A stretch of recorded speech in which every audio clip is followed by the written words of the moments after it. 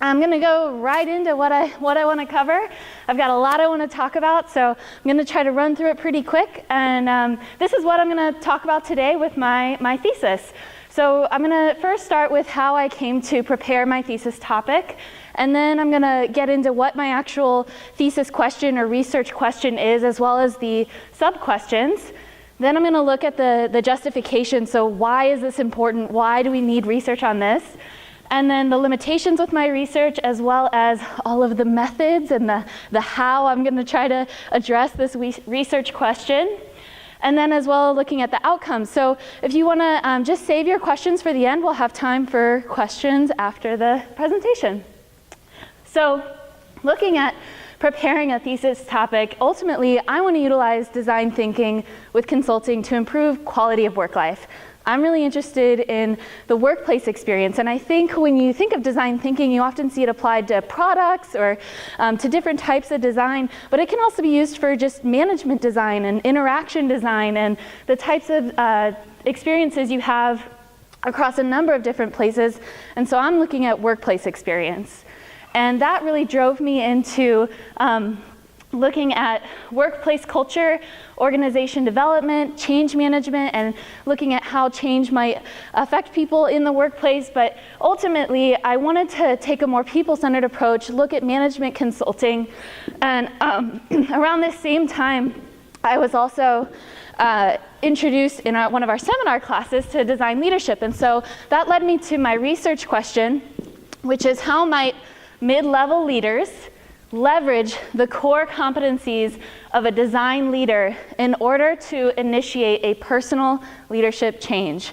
This is quite a mouthful, but I swear it's not as complex as it may appear to be at first. Some key phrases in this question are first, a design leader.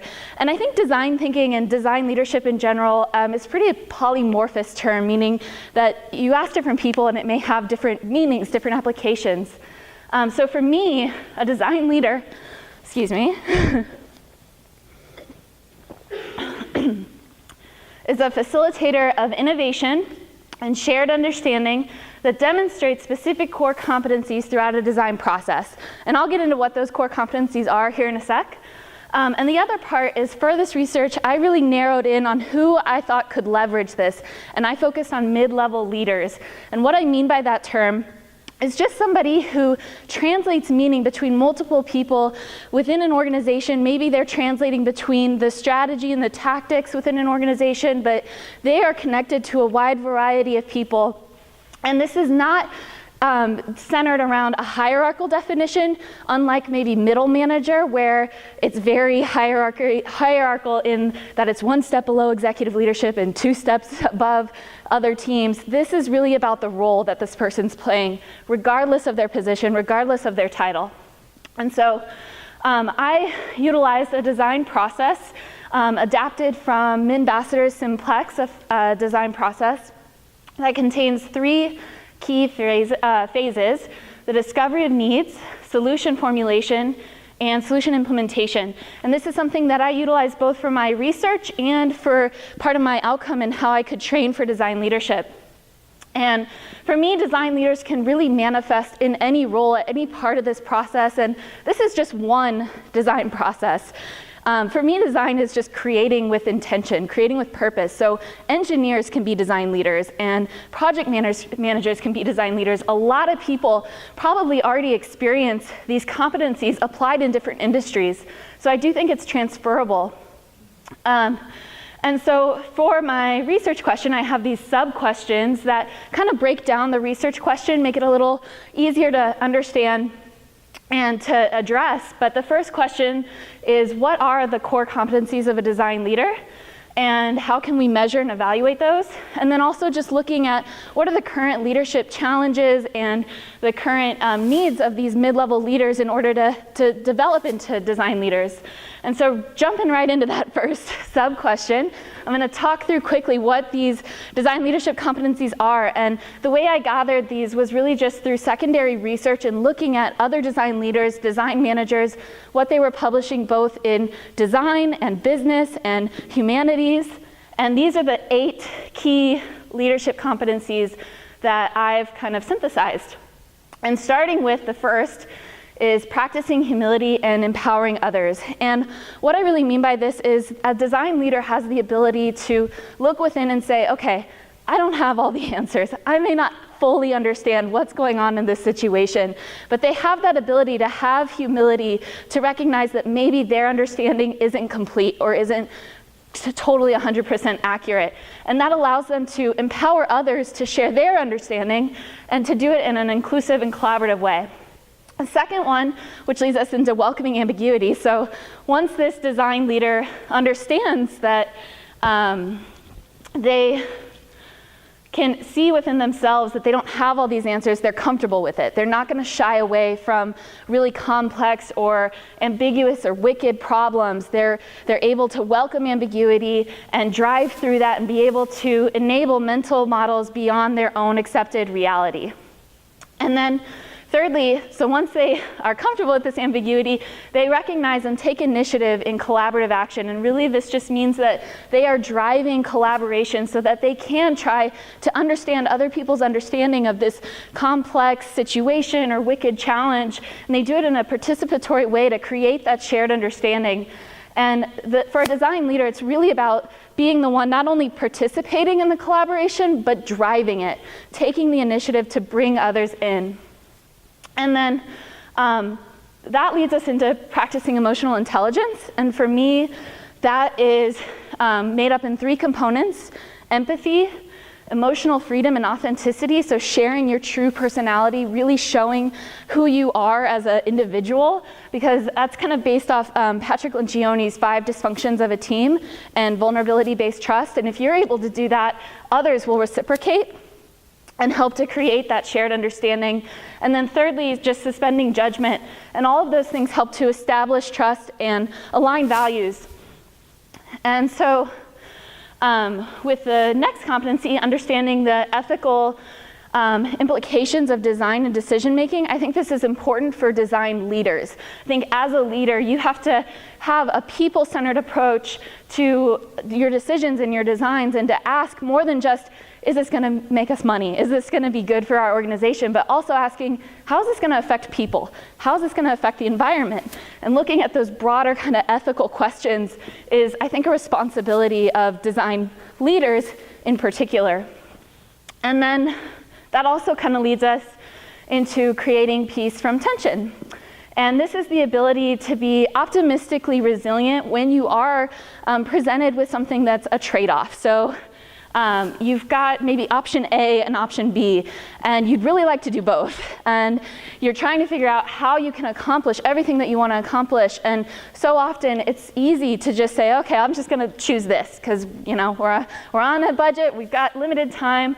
But I think a design leader can recognize those tensions as an opportunity to create something new and to innovate and to try to create a harmonious solution. And not everything, I think it's important to say, not everything is a wicked challenge. Not everything has to be a hard decision. You know, if you have the choice between vanilla ice cream or chocolate ice cream, it's like, all right, I like chocolate, I'm going with it. So not everything has to be a complex decision, but for somebody somewhere, they didn't want to have to compromise, and they created the swirling ice cream machine, right? So this is just that kind of quality to be optimistically resilient and push for innovative solutions. And then finally, our last 2 competencies, visualizing the future and implementing solutions. This is not only figuratively kind of visualizing the future and trying to look for innovations and look forward, but also literally using visuals, using the power of visuals to help communicate ideas. And even if it's not a high fidelity visual, you can still use low fidelity visuals to help get people on the same page and help to create that shared understanding when you are talking about really complex, big things. And then finally, I think a quality of a design leader is, as you're going through all of this, and as you're going through your day-to-day work, you're taking the time to really reflect and learn and improve from that. And I think that's something that design leaders really, really strive to do consistently. So there you go. In my workshop, I spend about an hour on that. You get it in 10 minutes. But for the research question, again, how might mid-level leaders leverage the core competencies of a design leader in order to initiate a personal leadership change?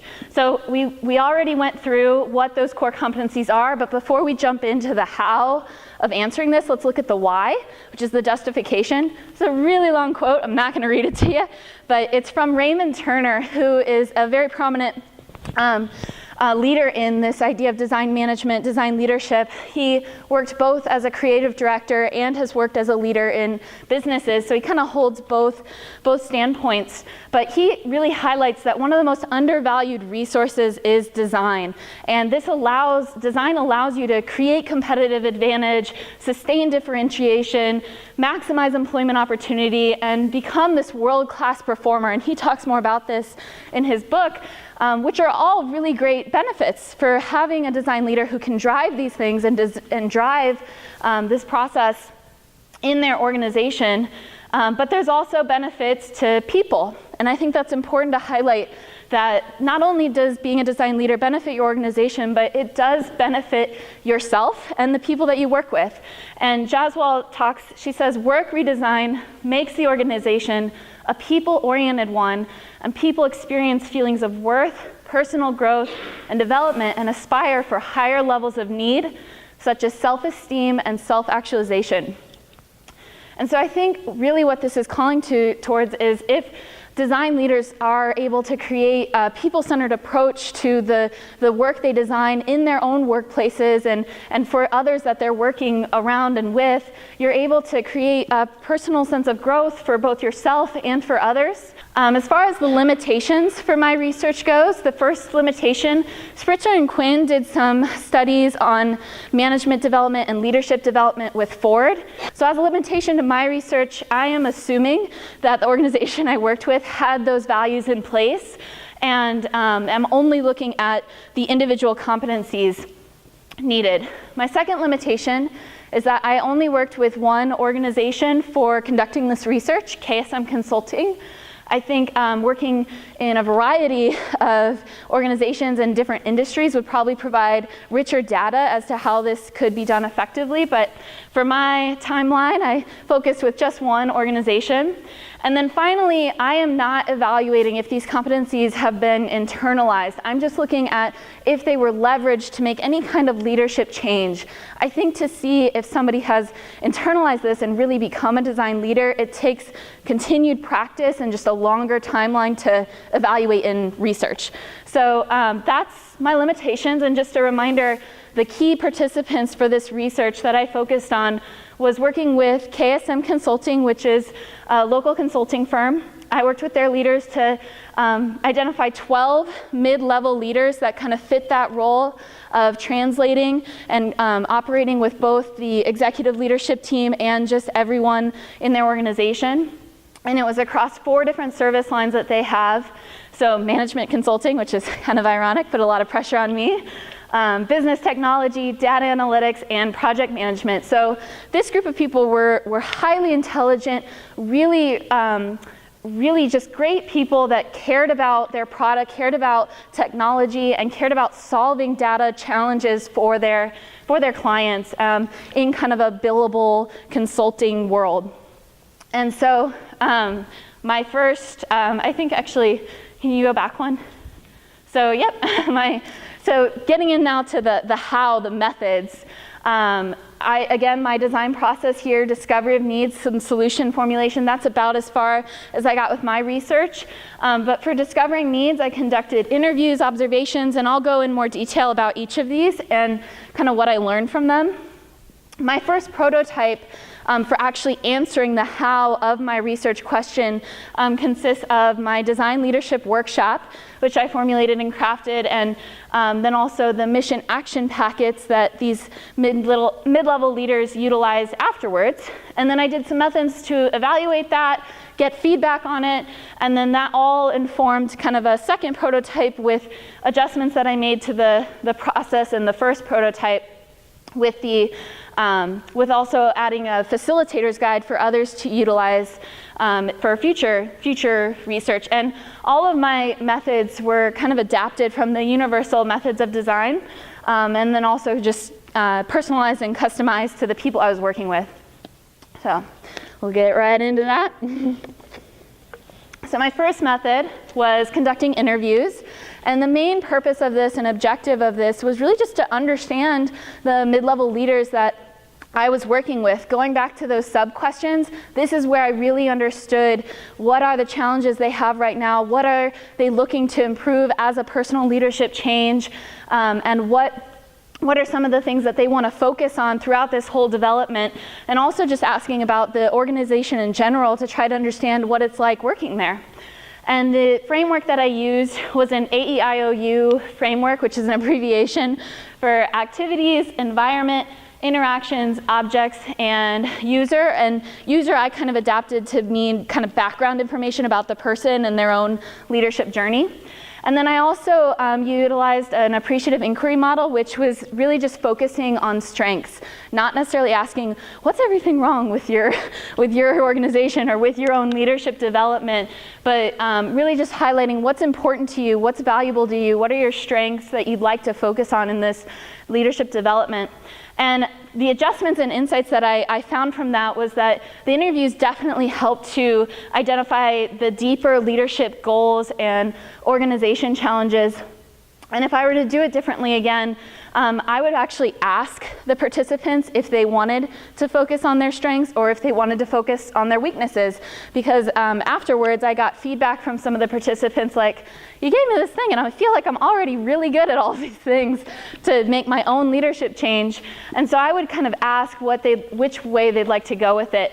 The second method that I did was observation, following kind of the same framework that I used for the interviews, just in how I observed their workplace. And this did give me some data, but a lot of it I had to make assumptions on because I didn't understand the full context. Talking with people, it mostly gave me data related to their environment and how their environment supports their leadership or their interactions. So this one, I think maybe spending a little more time and also asking questions as I'm observing would have maybe elicited richer data for this. The third was a graffiti wall.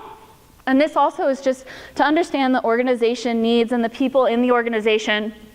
And this one, I put a big poster in the middle of their organization and kind of gave them prompts about how did they feel about the recent growth that the company had experienced, how do they feel about the leadership styles that they have in their office. And this also was not very effective as far as eliciting meaningful responses. I think this is because I put it in a pretty prominent part of the office, and just with the nature of how they work, it kind of took away some of the anonymity. If Joe wanted to write on this, he'd have to get up from his desk, walk to the very center where everyone can see him now writing on the wall, and I think it made people a little uncomfortable. So maybe moving it to a more private part of the office where it's still visible and still known might have been a little bit more effective, but that was the one that I had done. And then after that, so after the interviews, after that, I had sent out this electronic cultural probe to my 12 mid-level leaders. And in this was really just another reflection exercise for me to gather more understanding about what their leadership style is, what their leadership journey is. And that included kind of 4 key components: an experience grid, which kind of highlighted the journey of their leadership, a love letter to their ideal leader, a breakup letter to their worst nightmare leader, and then reflection prompts as well. And that actually did give me some really good feedback. If I were to do this again, I'd actually probably remove the experience grid because some of the participants highlighted that it felt kind of redundant to the interviews. And comparing the different data, it actually did line up pretty symmetrically with the data that came. So I probably would just remove that part but keep the others. And then the next method I did was a pre-self-assessment. This is my first kind of proposed method for how you can measure and evaluate those competencies, going back to that sub-question. And so this was, again, a survey that had a 0 to 10 rating scale that the mid-level leaders could rate themselves on how comfortable they were with each of the 8 design leadership competencies. And this was the very first time that I introduced this to my 12 participants. I didn't want my own research or bias to affect any of their decisions. I kind of wanted to get a blank slate response on how they rate themselves on these. If I were to do this again, I'd actually probably do this rather than doing it right off the bat without any kind of further explanation. I did provide some explanation on the competencies within the survey, but I think it just requires more in-depth understanding before you can accurately rate yourself for each of them. So I'd probably do this after the workshop, the next time that I do it. But overall, I took all that, which elicited quite a bit of data, and I started to analyze all of their feedback, all of their responses for each of the 12 people individually. And so I was looking through their interviews. I had 65 pages worth of transcript that I went through and kind of started to find key things that they wanted to focus on, compared that with their responses on the assessments, also took and looked at which competencies they rated low for themselves and which ones they wanted to focus on, and created top 3 competencies that they should focus on. And that all of that data kind of informed then the workshop that I put on to help them to understand and leverage these competencies.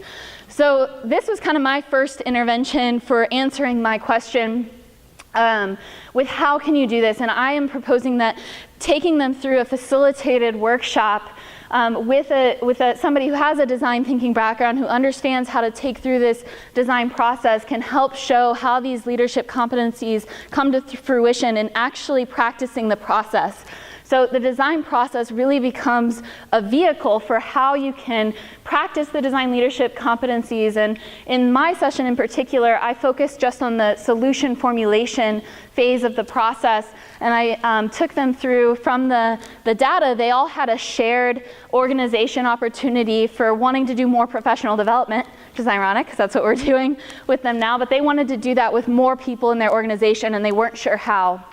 And so through the workshop, I took them through that, and part of my agenda was, I think go back one, yep. Part of my agenda for the workshop was an introduction, so just introducing design thinking to them a little bit, the background of it, explaining the design leadership competencies, which I really went in depth with what these are, and integrated kind of mini activities for them to experience them as I was describing what they are.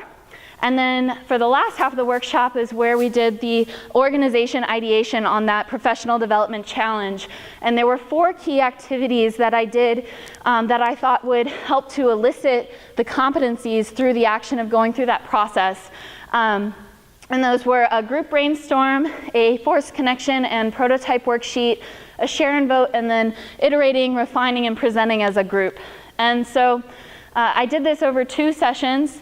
The first session had 4 participants across various service lines who maybe knew who each other were, but weren't fully used to working with each other. They got really into it, really involved with the process. And then this was my second group. I had 6 participants of the 12 in the second session. This is a picture of them working on the prototyping worksheet after brainstorming on the whiteboard. And so through this, like I said, I had 4 key activities during this workshop, and after each activity, I gave the participants a reflection and action sheet with all of the design leadership competencies listed, and I asked them, if you felt like you were using these competencies at all, just give a check to the ones that you felt like you were using in that activity. So again, these are just some action shots of the workshop, and overall a lot of people really liked just how engaging it was. It moved very quickly, and they were able to actually work on a relevant challenge that came from their interviews that was specific to their organization.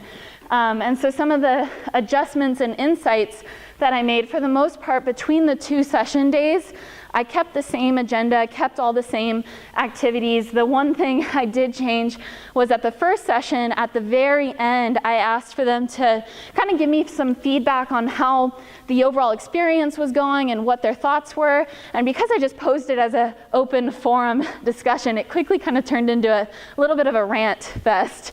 And so I realized if you're going to ask for that kind of feedback, and you want it to be kind of controlled and understandable, it's good to have a structure in place. So for the following night, I created a little reflection worksheet so that people could record their thoughts in a more meaningful and manageable way. And then, participants felt like they need a little more time. I think that's pretty common for a lot of these types of sessions, but overall, really positive feedback for the workshop. The workshop does elicit reflection about leadership abilities and design thinking, and these are all results from their reflection prompts and their reflection discussion. But I liked the application of the real KSMC challenge to demonstrate the process, so they really appreciated that it was customized for them. And so overall, just some really good feedback for the workshop. And at the end of the workshop, I introduced kind of the next phase of this leadership development to answering this question of how they could make a personal change, leveraging the competencies they just practiced and learned through the workshop. And this was my mission action packet, which was my kind of prototype for how they could utilize this. And it was something that they would have and keep for 5 weeks and basically do the exact same thing that they did in the workshop, but do it instead of for professional development, do it for their own professional development, do it for their own leadership change and what they'd like to see. And the key packet contents for this were 4 pieces, which were this mission action packet, which was a workbook that basically gave prompts and helped guide people through a design process related to actually making a leadership change. And I also gave them this blue card, their top 3 DLCs to focus on as they were going through this experience. And this was, again, from the pre-assessment, what their low ratings were as far as comfort level, what they wanted to focus on. This yellow sheet here is their How Might I Leadership missions.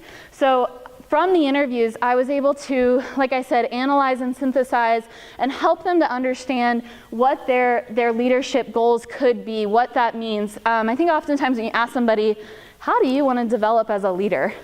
Like, what? Like, what? Well, you kind of think to yourself, like, well, maybe I want to improve my communication with the people I work with. And even then, what does that really mean? And I think through the interviews and asking about what they actually do on a day-to-day basis, what are some of their challenges, for that same example of, wanting to improve communication, I was able to say, well, you really want to improve communication with your team because you all work in different locations and you're not always on the same page with a project that's happening. So you really want to figure out a way to improve communication on understanding each other's projects and where you are in that project.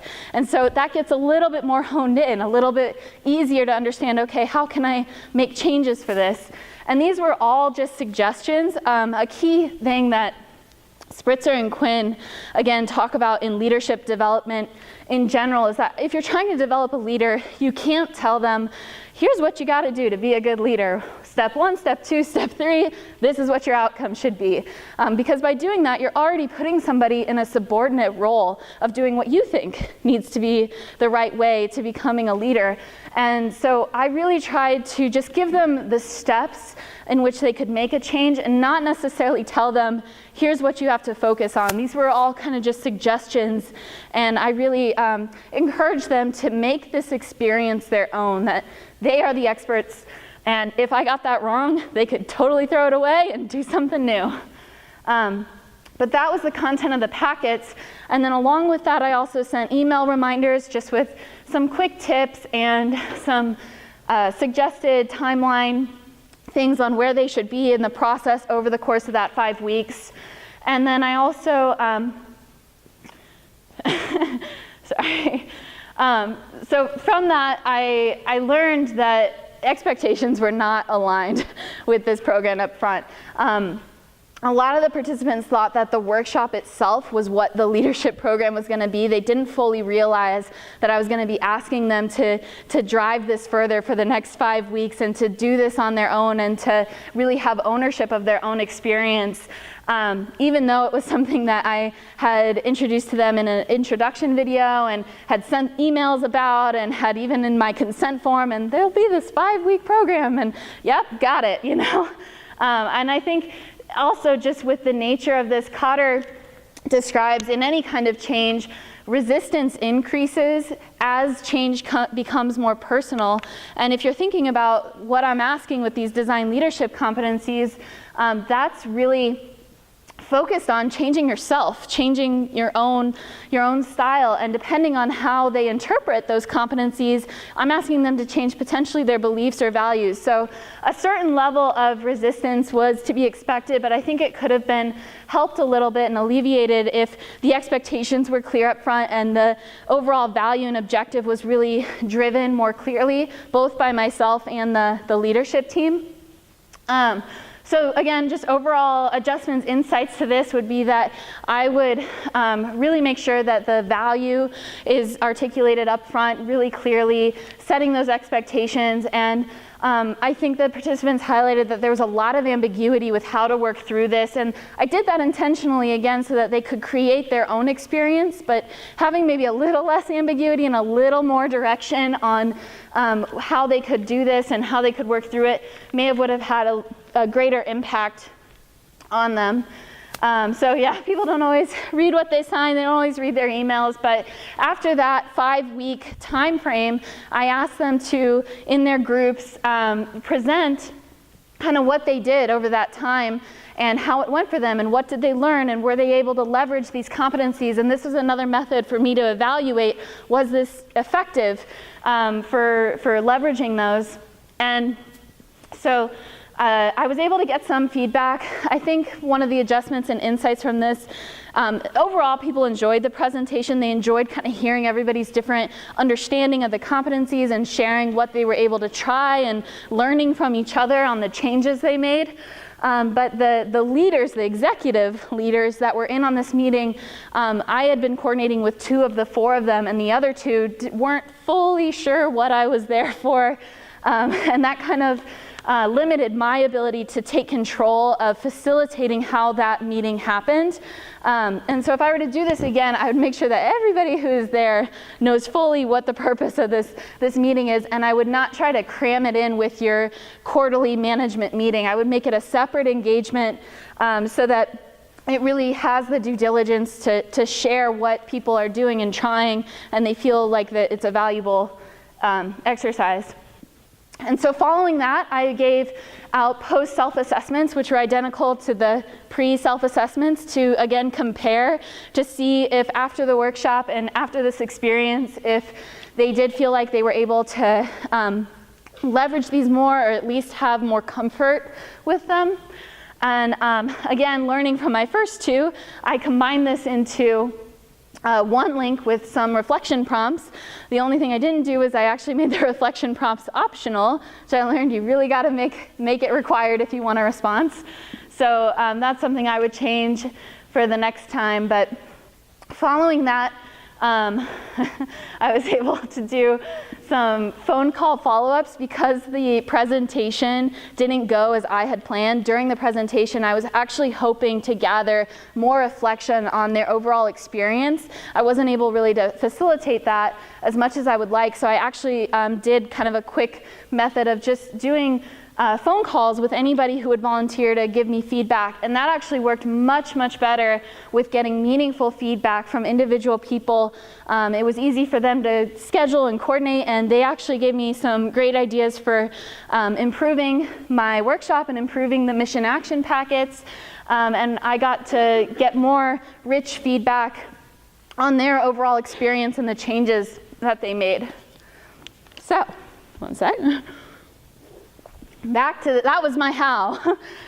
So how might mid-level leaders leverage the core competencies of a design leader in order to initiate a personal leadership change. And so for me, my proposed answer to this, the key elements of it, is to have a design researcher or a design leader who's well versed in the design process conduct interviews to help them to make a meaningful change to their own leadership, host a design leadership workshop so that they can learn and practice the design leadership competencies, and then provide them with a mission action packet so that they can then leverage it for themselves to make their own change, and then at the end have some sort of way for them to share their ideas and to learn and reflect and improve on that.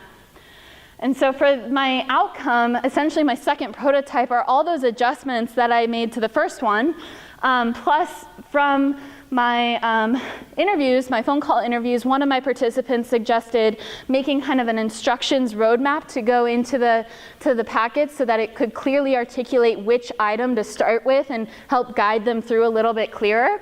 And then I also created a facilitator's guide, which just encompassed all of my tips and tricks that I learned throughout this whole process. And so if this, looking back to the question, were they able to make a personal leadership change? I think, yes, they were, at least from the feedback I got. 7 of the 12 participants completed the post-self-assessment and reflection. And some of their comments in that were, I'm looking to the bigger picture more often and just trying to be more thoughtful about my day-to-day interactions. I focused on using reflective time before and after meetings with relevant team members.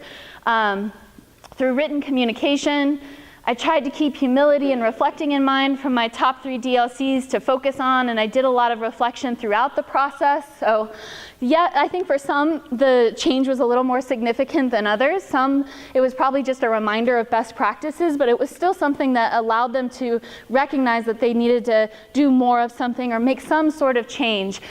So from the outcomes, which I'm going to kind of breeze through real quick, from the workshop, from those reflection and action sheets, I realized that the most practiced competency was actually visualizing and implementing solutions during the workshop. And this was probably because one, we were in the solution formulation phase, and that lends itself to creating and prototyping and visualizing very well. But we also had it in the Heron School of Art and Design, where you're surrounded by visuals. And so I think the environment can even impact how the competencies are leveraged during the workshop. And then the least practiced competency based off the reflection and action worksheets was creating peace from tension. I think this was probably a little more abstract, a little harder to understand and be aware of when you're practicing that. So I think that also just shows that maybe some of the competencies that are more abstract, that don't always result in a tangible outcome, you just have to have a little more awareness. And then out of those 4 activities, the brainstorm, the prototyping worksheet, the share and vote, and then the iterating and refining, the brainstorming and the iterating and refining had the most design leadership competencies checked. And so those actually also were the 2 collaborative activities. The worksheet and the share and vote were more individual. So I think that suggests that collaborative activities really support the design leadership competencies and being able to leverage and practice those. And so then comparing kind of the pre and post assessments, the outcomes I had from that, like I said, 7 out of the 12 completed the post assessment. And so looking at their results and comparing, for the most part, these managers rated themselves really high as far as their overall comfort level, both at the beginning and at the end, which may suggest that the values they have at their organization already kind of lend themselves to supporting these types of competencies. But also there was just an overall improvement across the board on the competencies that most indicated that they increased about 1 notch or 2 notches higher. And then the competency that actually changed the most, which had like 5 notches in much, much more comfortable and 5 notches in much, much less comfortable, was welcoming ambiguity. And I think that had a lot to do with just the nature of being kind of thrown for a loop on the mission action packets and not fully understanding from the beginning that it was going to be this leadership development experience. But for some, they felt much, much more comfortable after that. And for another, maybe they realized that they weren't as comfortable comfortable as they thought with just being able to welcome that ambiguity. And so overall experience feedback that I got was that the workshop was one of the best design thinking exercises. It was effective for creating prototypes. I wish that I had more time to put into it. A lot of the managers, that was their biggest struggle, was just sitting down and devoting the time. And then appreciating this sort of introspective leadership development. And then this, I felt completely caught off guard by the mission packets. I didn't expect a project after the workshop. I thought the workshop was the end. I think that pretty sums up the feeling on just kind of being thrown for a loop. A lot of them, you know, they weren't expecting it, but they were really excited about it. They wanted to engage with it. They just weren't expecting the initial tryout. So that's my little presentation.